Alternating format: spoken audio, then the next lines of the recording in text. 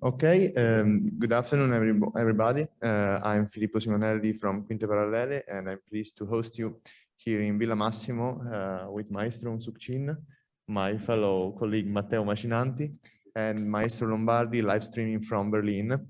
This afternoon, we will have a live conversation with Maestro Unsuk on her music, her projects, her influences, and her artistic work.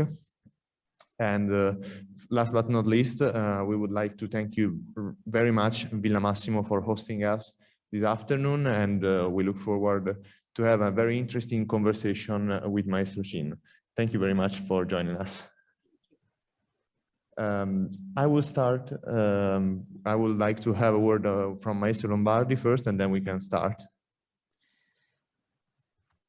I was told that I may speak in German. Es ist mir gesagt worden, dass ich auf Deutsch sprechen kann. Ja. Ist das richtig? Ja. Guten Abend, Unsuk Chin. Ich freue mich sehr, Sie zu sehen und gleich mit Ihnen zu sprechen. Die Idee dieser Begegnung kam im Gespräch zwischen mir und Professor Antonio Rostagno, der Sie auch sehr schätzt und gerne heute dabei hätte sein wollen. Leider ist er zurzeit krank und kann nicht teilnehmen, aber hoffentlich können wir das ein anderes Mal nachholen. Ich habe einige Fragen, aber möchte unsere jungen Freunde Matteo Macinanti und Filippo Simonelli fragen, ob sie eine Reihenfolge vorgesehen haben. Vielen Dank, Maestro.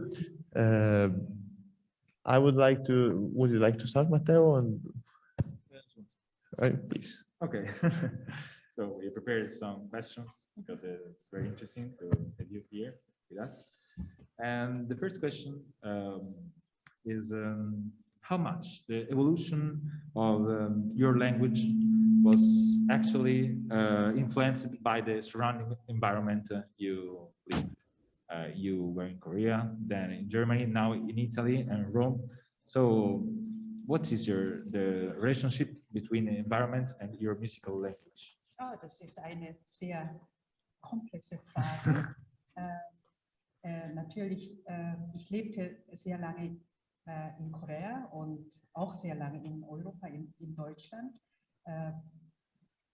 Insofern, natürlich, also man kriegt also ganz anderen Input, wenn man in Europa ist, als in Korea.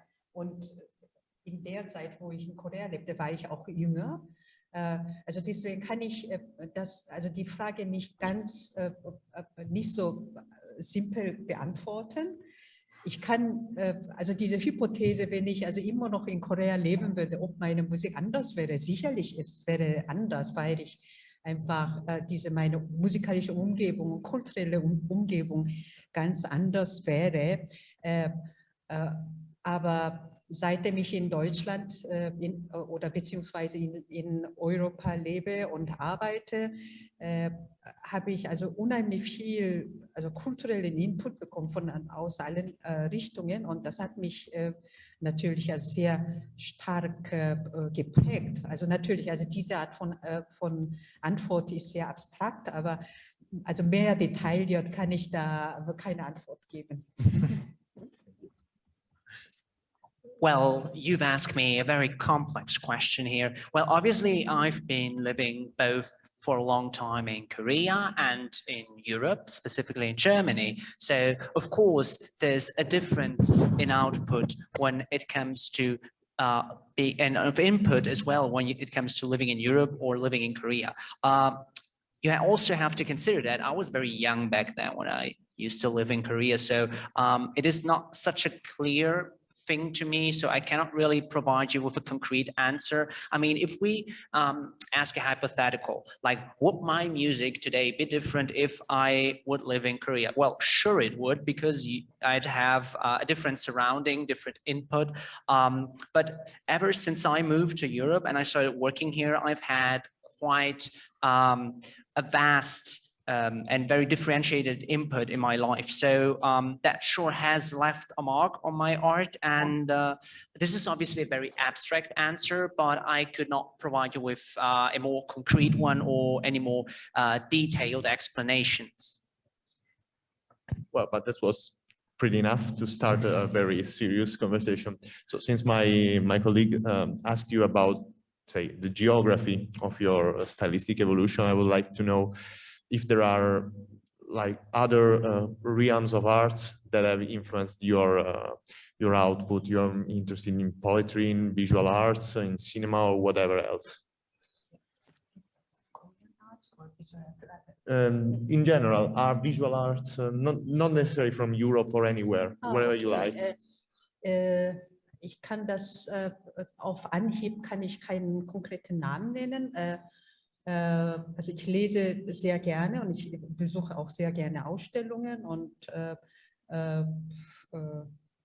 ja, also alle so kulturelle Aktivität. Ich bin also daran sehr aktiv. Ich nehme sehr aktiv daran teil. Also ein Beispiel, ein konkretes Beispiel war 2008 habe ich ein Orchesterstück komponiert, also inspiriert von einer Installation von Olafur Eliasson. Also das hieß Notion and Motion, aber ich kann das nicht genau erinnern, aber das war einfach so eine Wasserbewegung, reflektiert durch Licht auf die Wand und diese Bewegung und das Licht. Und als ich das gesehen hatte, also das war unheimlich musikalisch und daher dachte ich, also das kann man wirklich also in eine musikalische Sprache übersetzen, also quasi ziemlich direkt. Und deswegen habe ich mein Orchestrastück, Rokana heißt das, Rokana, also Lichtraum heißt das auf Sanskrit. Ich habe das komponiert. Also das ist wirklich so ein konkretes Beispiel. Aber es gibt ja also durchaus andere Dinge, also wo ich meine Inspiration bekomme, aber diese Inspiration bleiben so eher so unterschwellig. Also solche Beispiele gibt es also sehr viel. Also sehr, sehr viel so Input bekomme ich von anderen Genres. Nicht nur von verschiedener Musik, sondern auch von anderen Genres. Wonderful. Well, do you mean Korean or like general art? Well, I couldn't think on the spot of a specific name of someone in particular, but of course I love reading. I love going to art exhibitions. Generally, cultural activities are my thing, so I'm very active in that regard. One concrete example I could think of is from 2008. And back then I was composing a piece for orchestra, and there was an exposition from Helgerson. It's basically an installation. It was called something like Notion in Motion. And what it was basically this water play where the water would flow and break the light, and the reflection would then be projected upon a wall. So it was something that I thought could be translated into music quite directly. It was already pretty musical, so to speak. So that had an influence on Rokana, the piece I was composing back then, which in Sanskrit actually means dream of light. So you can see the reference there. But I get a lot of inspiration from different types of art, different genres, but they're usually a bit more below the surface. They're not so explicit, right? But again, it's a lot of input from a lot of sources, not just different music, but also other types of art. Thank you. Thank you so much, Maestro, and thank again to Carlo Burkhardt, who is providing the translation. I would like now to give the floor to Maestro Lombardi to ask his first question. With pleasure. Ich finde, dass Ihre Musik sehr, wie soll ich sagen, seriös ist, ernsthaft, handwerklich gut gemacht, ohne die Manierismen bzw. unnötige Komplikationen, die vielen zeitgenössischen Kompositionen eigen sind. Sie wissen genau, was sie wollen und notieren das dementsprechend in sehr klarer Weise. Wie sehen Sie das Verhältnis zwischen kompositorischer Idee beziehungsweise zwischen kompositorischem Denken und Notation? Shall I translate myself into English, or would you provide the translation? No need to, Maestro. I think we all perfectly understood. Okay. Okay, so sorry. Your music to me is very serious, very earnest. I mean, in terms of craftsmanship, it is very well done. Now, there is no mannerism, there is no overcomplifying things like there is a lot of time in contemporary composition. So I have the distinct feeling that you know what you want, and that's how you write it down. Very clear, very precise. So now my question is, where do you think stands the relationship between the idea, the thought of composing something and the translating it into notes, the act of writing? A notation, right. Yes. Ja, das ist eine sehr interessante Frage und eine sehr präzise Frage, weil Komponistin zu sein, da geht es also meistens darum, man hat Fantasien, was man so nennt, so Fantasie oder Inspiration oder Ideen oder was auch immer, das kann jeder haben, aber wie kommt das, kommen all diese Fantasien aufs Papier? Also man muss alle diese Wunderware, was man so im Kopf hat oder nicht hat, in musikalische Parameter übersetzen, und das nennt man halt Komponieren. Es gibt einfach, man muss einfach Kontrolle haben, also ja, Tonhöhe, Dynamik, Rhythmus und alles mögliche. Also diese Parameter muss man bedienen können, und dann deswegen, also man studiert sehr viel und man trainiert sehr viel. Man muss aber lebenlang trainieren, wie man also das, was man im Kopf hat, in die musikalische Realität bringen kann. Wenn man jung ist, man hat also immer so eine sehr große Diskrepanz, das, was man vorgehabt hat und das rausgekommen ist. Und das ist meistens so, wenn man so ehrlich ist, so, wenn man so 5% erreicht, dann ist es sehr viel. Aber im Laufe der Zeit, also man gewinnt auch Erfahrungen, und deswegen, also diese Gap wird immer kleiner, immer kleiner. Und also dieses Handwerk, also wir nennen Handwerk, also wie diese Technik, wie man so eine Partitur schreibt, das prägt also wiederum so andersrum, also das Denken und auch die Fantasie. Also das ist dann nicht nur ein Weg, sondern also gegenseitig wird das beeinflusst. Vielen Dank für diese Antwort.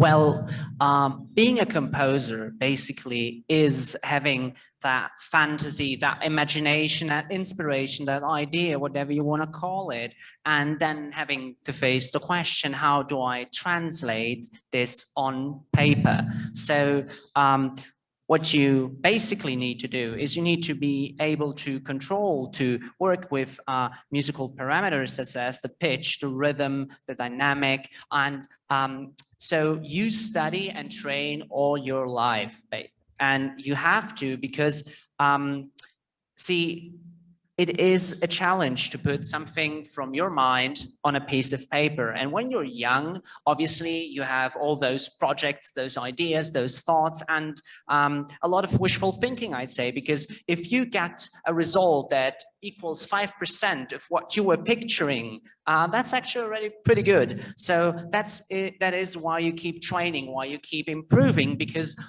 with time you get experience. With experience, the gap between expectation and result narrows and you come closer and closer. So it is really a craft that you need to perfect. Partition is a craft, and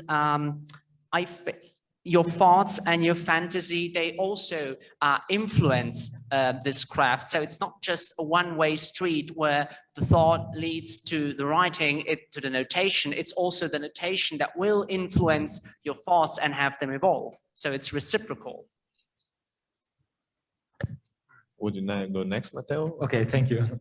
So speaking about your artistic laboratory we're talking about now.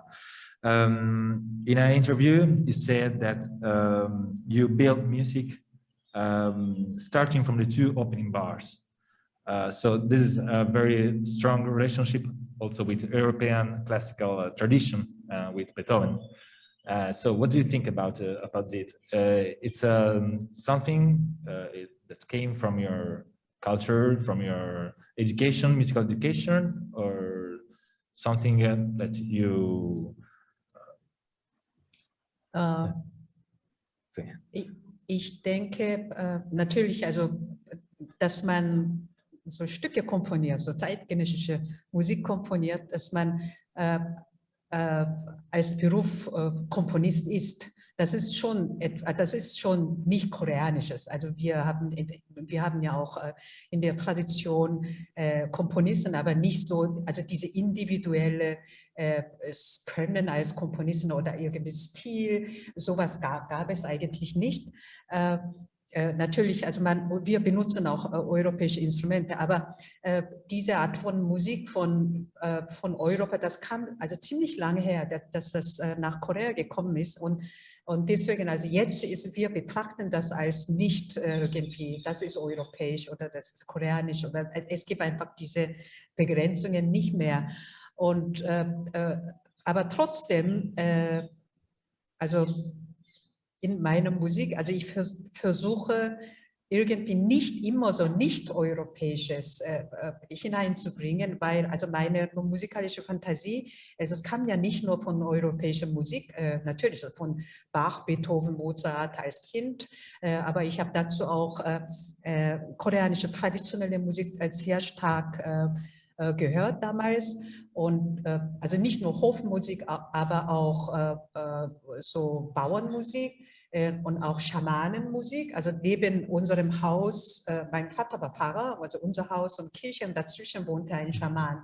Und der hat also jeden Tag Ritual gemacht. Das war einfach was ganz anderes. Und das war für mich auch eine Inspirationsquelle. Und später habe ich mich interessiert, also für die diverse Ethnien, also traditionelle Musik von verschiedenen Kulturen. Und das ist alles irgendwie, natürlich, also so europäische Tradition, und diese Musik nimmt also sehr großen Platz ein, aber drumherum gibt es also sehr viele andere musikalische Impulse, und die sind nicht europäisch. Und also meine Musik ist, man kann nicht sagen, das ist europäisch oder koreanisch, sonst ich versuche einfach meine eigene Musik zu machen. Yeah. But you dedicated to Beethoven a very important piece, Subito. Ja, das ist einfach so eine silly piece wegen Beethovens 250. Geburtstag oder so, das leider oder Gott sei Dank, also wegen Pandemie, also weitgehend gecancelt wurde. Also viele Konzerte mit Beethoven wurde gecancelt, aber Beethoven spielt man ja sowieso viel, also daher, also mein Mitleid ist ein bisschen begrenzt. Ich habe einen Auftrag bekommen von Concertgebouworchester in Amsterdam, um ein Stück zu schreiben, Non-Beethoven-Piece, also so ein Stück, also man soll Beethoven nicht zitieren, aber ich habe mir überlegt, also wie kann ich ein kurzes Stück schreiben, ohne Beethoven zu zitieren. Ich mache das doch. Also ich habe Beethoven zitiert, aber nicht so direkt, sondern so eine leicht augenzwinkernde Art, so ein kleines Stück geschrieben. Das ist einfach nur so nicht so ernst gemeint. Aber seitdem dieses Stück da ist, also jeder will das spielen, weil es trotz ist und schmerzlos. Und das kann man einfach wunderbar ins Programm tun, weil andere Stücke, die sind schwer und länger und es ist einfach schwer ins Programm zu nehmen. Und deswegen wird dieses Stück also sehr viel zitiert oder gespielt. Ich finde das ein bisschen lustig. Thank you. It really was. Well, obviously, being a composer writing contemporary pieces is not something that originates strictly from Korean culture. I mean, we have composers, but they're quite different. We don't have that individuality, that individual style. That's something that has been imported from Europe a long time ago. So we no longer see it as something foreign. We don't draw a line between European and Korean anymore, so to speak. So it's a common thing. And I always try, obviously, to have different influences. I mean, obviously, when I was a child, I heard Bach, Beethoven, Mozart, but I also heard Korean music, and that was not just court music, that was also communist music, that was shaman music. In fact, my father was a minister, and between our house and a church, there lived a shaman. So, and he would also perform rituals. So I grew up with that music, and it was a source of inspiration for me. And I've also developed an interest for, well, ethnic music. So music from specific different cultural communities. And well, European music obviously takes up a big spot in my heart, in my past, but it's not the only important one, and there are many different important influences that are not European. So you can't really say that my works are European or Korean. I always try to kind of do my own thing. And yeah, you asked me about the Mozart piece. So basically, that was just a silly piece. So now the general idea was that was the 250th anniversary, and because of the pandemic, it was not really celebrated. Many concerts were canceled, but to be frank, it's not like he's not being played. So my pity is kind of not too big, and I got a commission from Amsterdam. So they told me to write a small piece which should somehow reference him, but then also not. And I was like, okay, how can I do this without referencing? And in the end, I decided that I would create a certain reference, but I wouldn't make it too obvious, and it would be like with a little wink, with a smile, and that's what it is. It's just a silly piece. The thing is, it's quite short, it's small, it fits in well in programs. It's not long and heavy, you know, many other pieces are long and heavy, so that's why it gets played a lot, and I find it hilarious, to be frank. Well, since you said that this was a silly piece, do you think it's harder to compose serious pieces or silly pieces? I couldn't understand the question. Do you think that it is harder to write silly pieces or serious pieces? It is what? Harder. Harder. More difficult. No, ich glaube nicht. Ganz egal, ob ein leichtes Stück oder kurzes Stück oder ernst gemeintes Stück, komponieren ist immer sehr schwer. Lost in translation. I don't think that you can really say that. I mean, between a serious and a not serious piece, I mean, composing, it's always a challenge. It's always difficult. Okay, so now I will skip to the serious question, because you mentioned the word ritual, which is often connected with Asian culture. I mean, it's a bit of a cliche, but let's stick to it for a moment. How much do you think it is important of thinking music and music performance as a ritual when you write a composition? Sorry. Yes. It's very difficult. Sorry. How much do you think is important to think of music as a ritual? Music as a ritual. Oh, das ist eine sehr selten gestellte Frage. Ich weiß es nicht. Well, that's a really honest answer. But, yeah. Wow, that's a question you don't get asked a lot. I don't know, honestly. I will now give back the floor to Maestro Lombardi. Of course.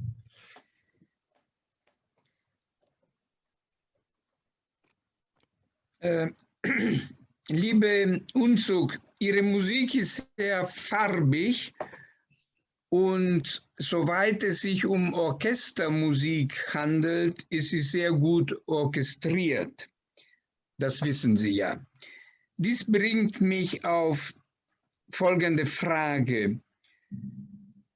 Bis zu einem bestimmten Zeitpunkt der Musikgeschichte war es möglich, den kompositorischen Gehalt einer und derselben Komposition gleichsam in unterschiedlichen Gewand zu vermitteln. Beispiel, die Symphonien von Beethoven in der Klavierfassung von Franz Liszt oder von anderen Komponisten. Oder Le Sacre de Printemps von Stravinsky in einer Fassung für Klavier vierhändig. Oder viele Kompositionen von Ravel in den von ihm selber angefertigten Versionen für Orchester oder für Klavier. Heute ist dies in den meisten Fällen nicht sinnvoll, weil die Orchestrierung eines Werkes integraler Bestandteil der Komposition, der kompositorischen Idee ist. Was denken Sie darüber? Spielt dies für Ihre Musik eine Rolle? Mit anderen Worten, gibt es Stücke, die man sowohl, sagen wir, in der Orchesterfassung oder in einer Klavierfassung hören könnte? Ich glaube, heutzutage ist es sehr schwierig. Zum Beispiel, also Sie haben ja diese Beispiele genannt, also Beethovens Symphonie irgendwie arrangiert von Liszt, das ist einfach kein Beethoven mehr. Aber bei Ravel, also im Falle von Ravel, er hat ja selber so Sachen auch orchestriert und er war ja ein Meister fürs Orchestration. Und deswegen, also manche Sachen sind auch sehr gut. Und Le Sacre für vier Hände, das ist zwar nicht das Original von Original Sacre, aber das funktioniert auch sehr gut. Aber ich kann mir einfach so etwas so mit richtig so zeitgenössische Musik nicht vorstellen, weil also unsere Musik ist also nicht nur irgendwelche Melodien oder Harmonie und dann wir wählen zufällig das wird dann ein Orchester, aber das kann man auch mit einem Ensemble spielen. Also das ist eigentlich nicht der Fall, weil also diese Besetzung einfach eine sehr, sehr wesentliche Rolle spielt. Also das ist eine sehr, sehr spezielle Frage. Und ich glaube, also für die meisten, also die Nicht-Musiker sind, dann ist das vielleicht etwas schwieriger zu verstehen für sie. Well, you've asked me whether you could change the nature of a play of a tune. Well, I would say that in the case of Beethoven, which you mentioned, the symphony, it becomes something else if you alter its type. Well, Ravel, which you mentioned, he was a master of orchestration. So I can see that work. The other example you made, Unsuk, played for 4 hands. It's still different from the original work, but it does somehow convince me. What I cannot see is this in contemporary music, because we don't choose a harmony or a melody just by choice, by coincidence, and then we say, well, we can play that with an ensemble or with an orchestra. Well, it doesn't matter. No, choosing the format, so to speak, for those who are not familiar with music, maybe this might be a bit more complex to understand. So the choosing the format while writing is already an integral part of the composition itself. Okay, so we are approaching, we have been talking for half an hour, so I think we will have another round or 2 of questions, just to make sure we stay within the times. So Matteo, what will you say next? Yeah, my question is, talking about your musical education, what were the musical or non-musical figures that played a central role in your education, and how did the first meeting with Ligeti go? Ja, als ich in Korea war, also als Kind, ich habe Musik selbst beigebracht. Ich hatte keinen Lehrer und auch keine Möglichkeit für so regulären Unterricht. Und ich habe einfach, also mir sehr, sehr viel Musik angehört und sehr viel Klavier gespielt und so weiter, also bis ich studierte. Und ja, also ich rede sehr ungern über Ligeti, weil er ist natürlich ein Großmeister und ein ganz berühmter, also wirklich einer von den wenigen wichtigsten Komponisten aus dem 20. Jahrhundert. Aber die Zeit, in der ich bei ihm studiert habe, das liegt einfach so lange zurück. Also das ist 35 Jahre und ich gehe einfach so stramm auf 60 zu und das ist einfach für mich nicht mehr so aktuell, also diese Erinnerung, obwohl, also ich habe von ihm sehr, sehr viel gelernt natürlich und die erste, also die Begegnung mit ihm war sehr seltsam und eigenartig, und er war also eine extrem schwierige Persönlichkeit, also das wusste jeder, aber der hat mir also sehr viel geholfen und ja, also er erzählt halt also einer von wenigen Figuren oder Persönlichkeiten in der Musikgeschichte, die mich inspiriert haben. Also, aber außer ihm gibt es also die ganze Reihe von Komponisten von Barock bis Olivier Messiaen, die Komponisten, die in der Geschichte geblieben sind, die sind für mich also alle Großmeister. Also von jedem einzelnen Komponisten lerne ich sehr viel.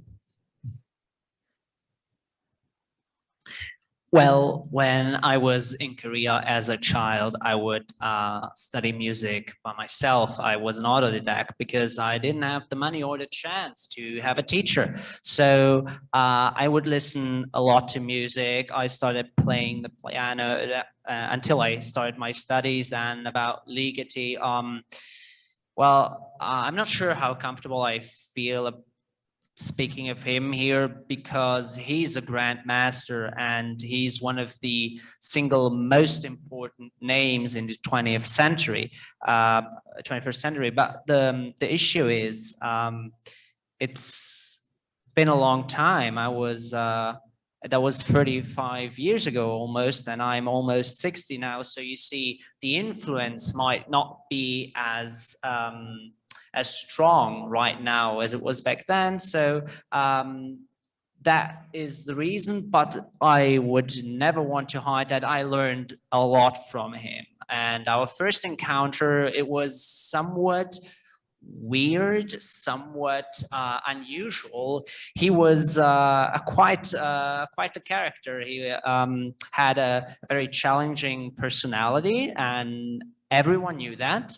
So, but still, he helped me a lot, and I learned so many things from him. And he is one of the few people who did influence me strongly. I recognize that, but I would say that all big maestros from the Baroque era to Messiaen, well, they have all left the mark in history, and they have also left the mark on me. There were great masters, and I have learned a lot from all of them.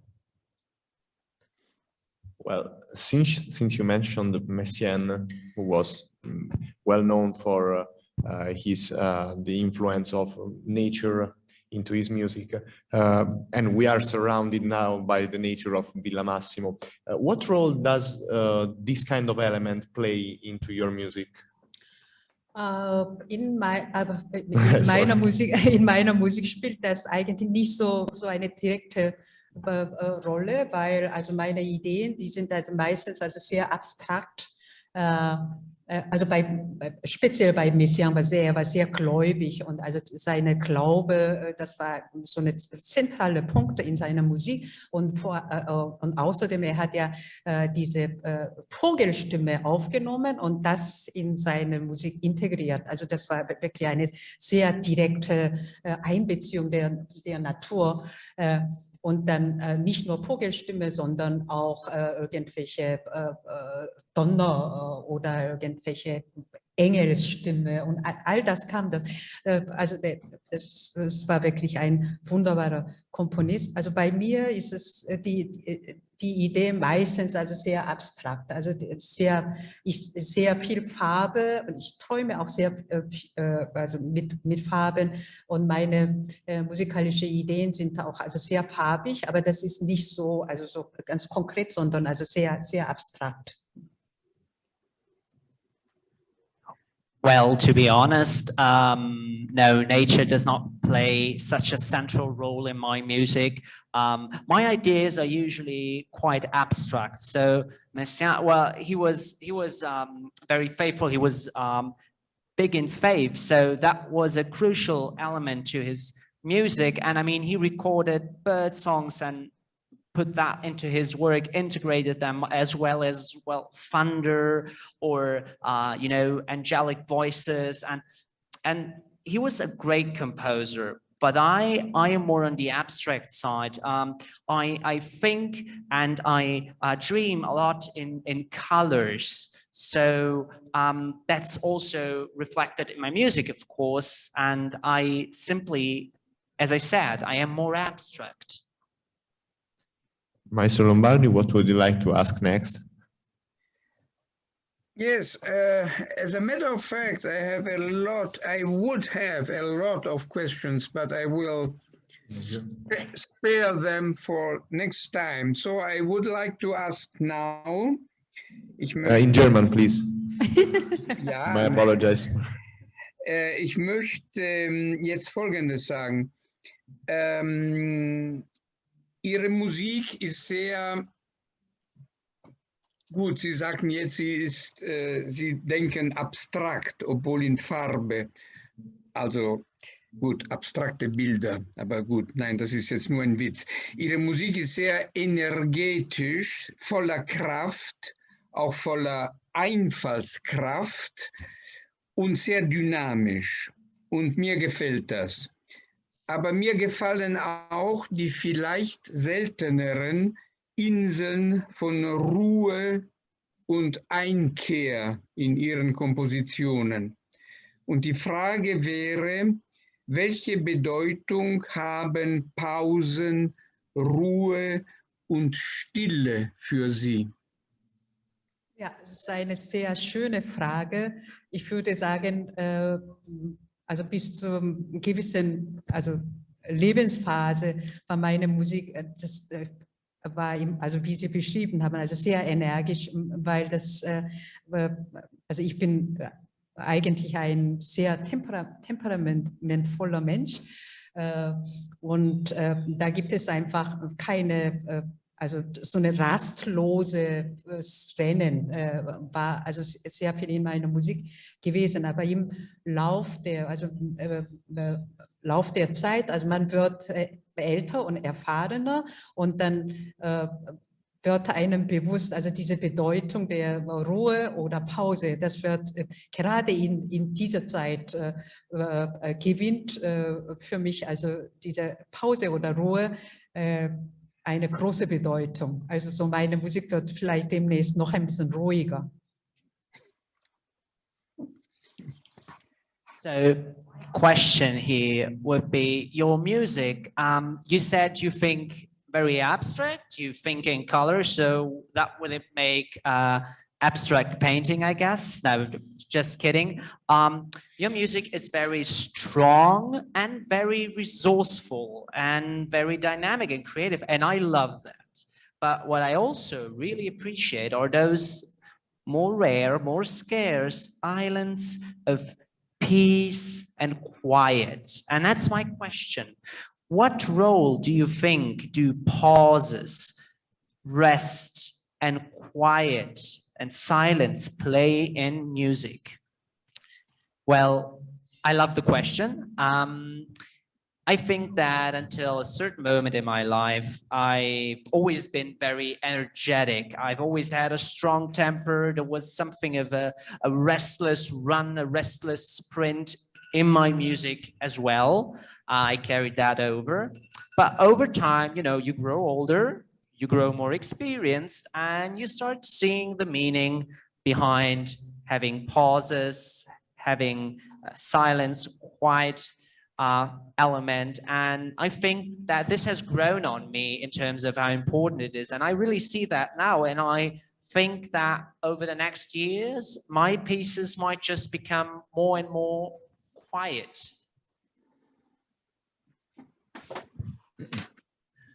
Okay. You have been living here in Rome for a very peculiar year. What did it mean for you, your experience here in Rome and in Villa Massimo? Das war auf jeden Fall eine sehr, sehr besondere Zeit. Also nicht nur, dass man hier in Villa Massimo leben durfte, sondern auch, wir hatten ja diese Pandemie. Dadurch wurden alle Konzerte abgesagt, und was eigentlich ganz schlimm ist. Aber ich fand das eigentlich mal zur Abwechslung sehr schön, also nach irgendwie mehr als 20 Jahren, ein Jahr lang nicht mehr so zu fliegen oder zu reisen und dann ständig mit so vielen Leuten zu tun zu haben. Und das war eine sehr, sehr schöne Zeit, und ich glaube, das kommt nur einmal im Leben. Und ich habe hier sehr produktiv gearbeitet. Ich habe mein Violinkonzert als zweites Violinkonzert fertig gemacht, und also im Moment arbeite ich an meiner zweiten Oper. Well, it has been a special time, obviously, not just because, I mean, I was able to live here at Villa Massimo, but also because it was a special year. We had the pandemic going on, and basically all concerts were canceled, which usually you would say something horrible. But honestly, it really wasn't so for me, because after 20 years of always flying, always traveling, always meeting with so many people, having a more relaxed year was actually very nice. It was a nice time here, and I think this is a once-in-a-lifetime experience, and I made it very, very productive, because I finished my second violin concert, and I'm currently working the last touches on my second opera. We're looking forward to listen to it. Yeah, you definitely gave us big news to announce. And if you don't mind, what will be this opera about? Would you like to tell us more? It's very complicated. Es ist eine sehr komplexe Sache. Es existiert noch keine Story. Es geht um einen österreichischen Physiker, Wolfgang Pauli, der auch Nobelpreisträger war. Und die Oper basiert also ungefähr so um die Hälfte auf seine Biografie und sein verrücktes Leben und seine menschliche, widersprüchliche Charakter und die verrückte Begebenheit, was in seinem Leben damals passiert war. Aber darauf möchte ich eine Fiktion aufbauen und eine Art, so neue Art von Faustopera realisieren. Und also die Geschichte ist sehr, sehr komplex und vielleicht, also ich soll das vielleicht ein andermal richtig erzählen. Also es geht um Wolfgang Pauli, österreichischen Physiker. Wow, that's a big one. It's actually quite complex, to be frank. There's not really a story outlay yet, but so it's about Wolfgang Pauli, which is this Austrian physicist, and he's been an awarded physicist. And what I focus on is his crazy life, the inner contrast in his demeanor. And I'm trying to create some sort of a fiction of new Faust opera. But yeah, the story is very complex. So it's a story for another time, maybe. But yeah, so it is about this Austrian physicist, Wolfgang Pauli. Maestro Lombardi, you have the floor, and then we head towards the conclusion. So I will, ich werde, Auf Deutsch, bitte. ja, auf Deutsch. Ich werde, um Zeit zu sparen, 2 Fragen in einer Frage stellen. Ja? Und weil Sie sagen, das freut mich sehr zu hören, dass Sie eine neue Oper schreiben, möchte ich Sie fragen, welches Verhältnis Sie zur Oper haben und wie sehen Sie die Zukunft der Oper? Das ist der erste Teil der Frage. Der zweite Teil ist, ich habe neulich ein Stück von Ihnen gehört, Le Chant des Enfants des Étoiles. Das kam ja sehr verschieden vor im Vergleich zu anderen Werken, die ich kenne von Ihnen. Und es ist eine beeindruckende Komposition und es will mir scheinen, dass Sie gegenüber anderen Stücken, wie soll ich sagen, vielleicht das Ergebnis ist einer Vereinfachung im positiven Sinne. Jedenfalls. Und deswegen möchte ich Sie fragen, etwas zu sagen zum Verhältnis zwischen Komplexität und Einfachheit. Und um an den ersten Teil der Frage wieder anzuknüpfen, wenn man eine Oper schreibt, wie Sie wissen, das ist etwas ganz anderes, als wenn man ein Orchesterstück oder ein Kammermusikstück oder ein Streichquartett schreibt, nicht? Und vielleicht hat das auch etwas mit der Komplexität, mit der Relation zwischen Komplexität und Vereinfachung.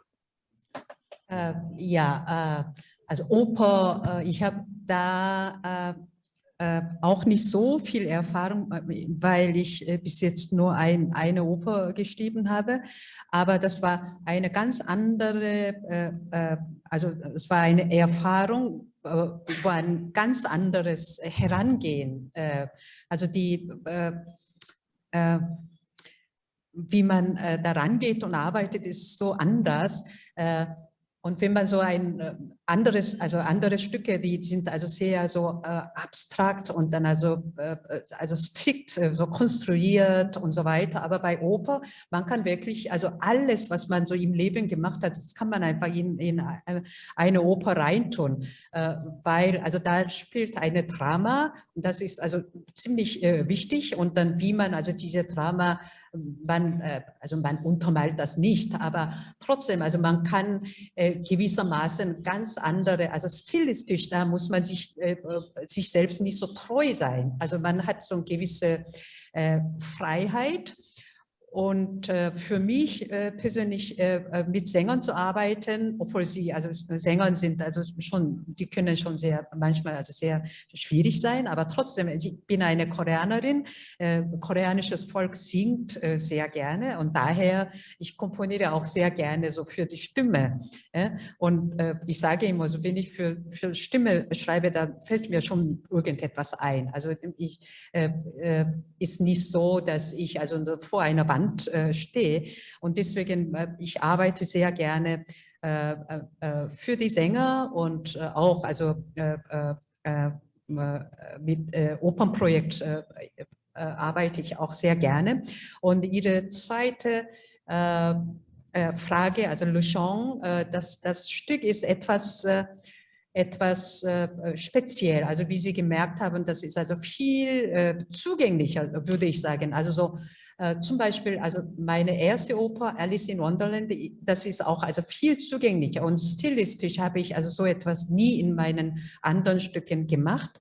Und bei Le Chant, also meine Intention war, einfach etwas Einfaches oder Zugängliches zu machen, die bei normalen Leuten, die wenig Erfahrung haben mit neuer Musik, also eine Musik, die solche Leute auch anspricht.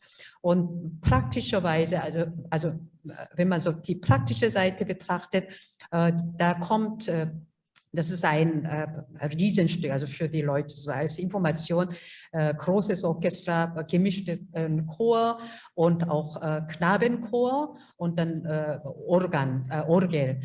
Und diese Knabenchor bei der Uraufführung in Korea, die waren Kinder zwischen 7 und 9 Jahre alt und die konnten keine Noten lesen.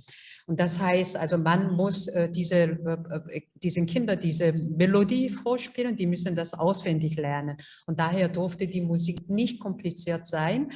Und das hatte ich auch sowieso nicht vor, weil also das Thema, was ich da behandle, über Menschen und Universum und so weiter, das ist einfach so für Menschen so allgemein so interessante Themen. Und ich wollte einfach eine Musik so für etwas so breiteres Publikum schreiben. Also die Antwort war ein bisschen zu lang.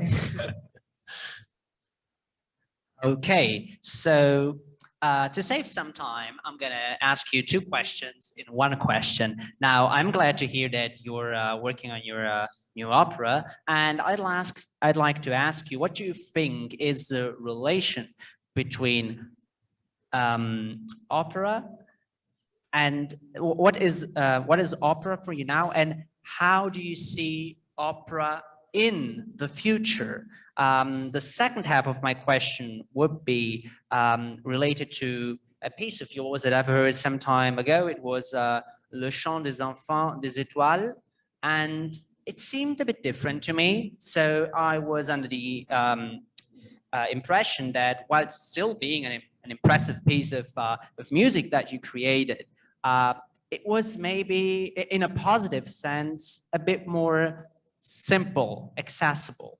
So again, what is the relation between complexity and simplicity for you? And to close the circle back to the first part of the opera, of my question, is writing opera different than writing, I don't know, orchestra or for string players? Is it different, or is there something related? No, it's different. It's different, this for sure. This was a question and also the answer then. Thank you, sorry. Okay, now for the answer. Well, I don't have that much experience with writing opera. I mean, I only did the one, but what I can tell is that it sure is a lot different from anything else. It's a different type of experience. It's a different way of approaching the work. So yeah, it really is another type of composing. So most of my pieces were very abstract, and you could say that they had a very strict construction within them. And with opera, it's different because you feel like you can pour some of your life's experience into it. I mean, there is drama and you don't want to overplay that, but stylistically speaking, you can break free, you can make new experiences. You don't have to be so faithful to your own style. That's what I experienced. And working with singers is, it's great. I mean, it's also very hard, but you see, I'm Korean, and in Korea, we love singing. So I also love composing voice composition for singers, and I always like working with them. And I always say I never hit a brick wall when it's about creating something for a singer, because I can always think of something. So that's why I also love working with singers, and I like the experience writing an opera. So coming to the second half of your question, Le Chant, well, that was a very special piece. And what is different about it is, I would say that it is accessible. So you really have access to it, even if you're a layperson. And well, see, Alice, the other work that I created, there too, you can say that in Le Chant, we had a simplicity that made it someone relatable, that allowed lay people, normal people, to really get in touch with it and also like it. And that was what I was aiming for. So looking at the practical part, so creating something for a big orchestra, for a choir. I mean, in this case, we had a children choir, and the children were, in Korea, were between 7 and 9. They couldn't read notes, so the melody couldn't be too complex because they had to learn it by heart. So we had to keep it very simple. And also the topic of choice. Now, the topic being the universe, so something that, you know, it is universal per se, so it touches people, and it is something that you want to convey to them. So I was aiming for a broader audience, and that's what was behind it. Okay, so that was a tough one. If the other guests don't mind, I will just ask a final question, very short one, and then we end. What piece of advice would you give to a young composer? Es ist sehr schwierig. Ich sage immer, wenn ich mit den jungen Komponisten spreche, wenn sie wirklich das Gefühl haben, also ohne zu komponieren, kann ich nicht leben, dann sollen sie weitermachen. Wenn nicht, dann sollen sie wirklich einen anderen Job suchen, weil das ist also ein sehr, sehr harter Job, wo man, also in dem man so unglaublich viel arbeiten muss, aber sehr wenig erreichen kann. Und daher, ich würde eigentlich jedem raten, das nicht zu machen. Well, that's a tough question. I always say to young composers, well, if you really couldn't do without composing, if you really couldn't picture yourself living without doing it, then go for it. But if you can, find something else. So you see, composing is hard work, and you need to work a lot, and there is so little to achieve. So I actually mostly suggest people that they don't become a composer. Well, that was a perfect closing. If Maestro Lombardi wants to add something, otherwise... No, I would like to thank, first of all, Unsuk C.I.R.I.M for this very interesting and beautiful conversation. And I would like to thank Mrs. Draganovic, the director of the Villa Massimo, of the Academy of Villa Massimo, for hosting us. Thank you so much. And last but before last, my dear friends of Quinte Parallele, Matteo Macinanti and Filippo Simonelli. And last but not least, Carlo Burkhardt, who did such a wonderful job in translating in our conversation. Thank you very much to all of you. Thank you. Yes, and I would like to add a special thanks also to the staff of Villa Massimo that helped make this evening possible, and to Marcello, who is behind the camera and who has done a very terrifying job for having us today all live, all together. And I would like to thank everybody who followed us here in presence in Villa Massimo, here on live streaming on Facebook. Keep following Quinte Parallele and keep listening to the outputs of Maestros Lombardi and Maestro C.I.R.I.M. And please enjoy, today is the Festa della Musica, so we hope we celebrated it in a proper way.